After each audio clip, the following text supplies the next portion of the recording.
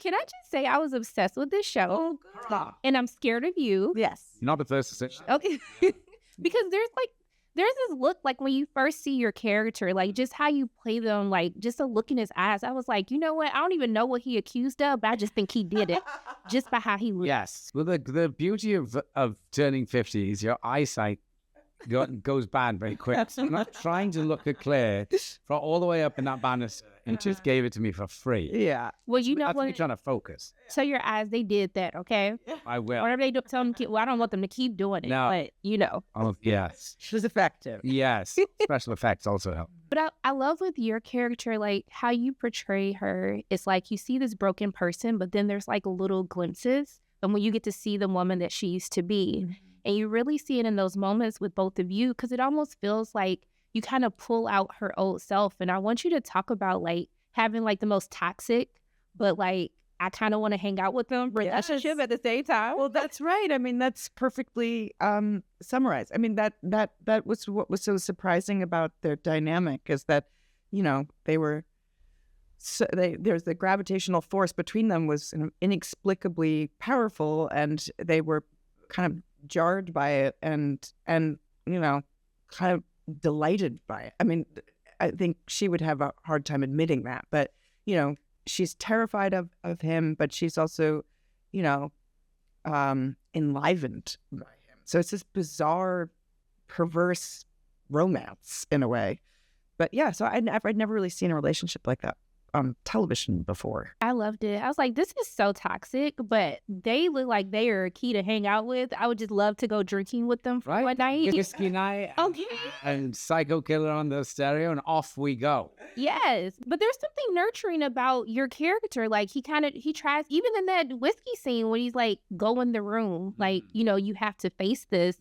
It almost feels like she brings out the human side of him. Yes. In a way. Well, I think what Claire explained, what said, is reciprocated deeply by Niall. You know, they've both been through such great kind of tragedy and damage themselves, and that alone in itself is a point of reference, I think, for them both. And they both see in each other a number of things that they also want and are intrigued by, and then develop and surprisingly begin to enjoy as things unravel in every sense. Do you feel like your character kind of wants people to see the darkness in him? Like even when he feels like people judge me for no reason, it almost feels like he just really wants the world to see him for who he is and just accept that. Absolutely. I think there's an enormous amount of rage in him that feels he is misunderstood and misread and judged before trial.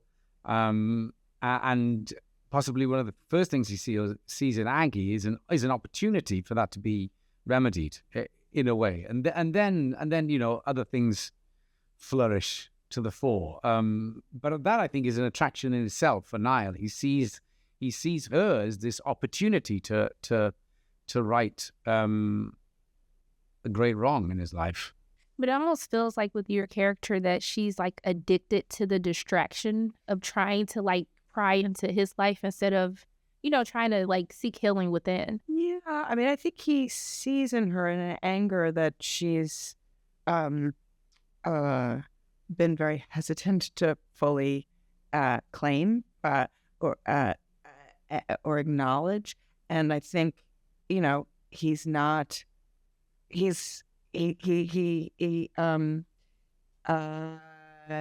judge it. I mean, in fact, he's kind of thrilled by it. And I think that releases something in her. I mean, I think she's, you know, gets a lot from that. And it allows her to start kind of reflecting and, you know, and interrogating what that is and why it is. And ultimately it leads to kind of, you know, to growth, I guess, but she has to go through, hell to get there. But I just thought, you know, it's like having your shadow self come to life, you know, and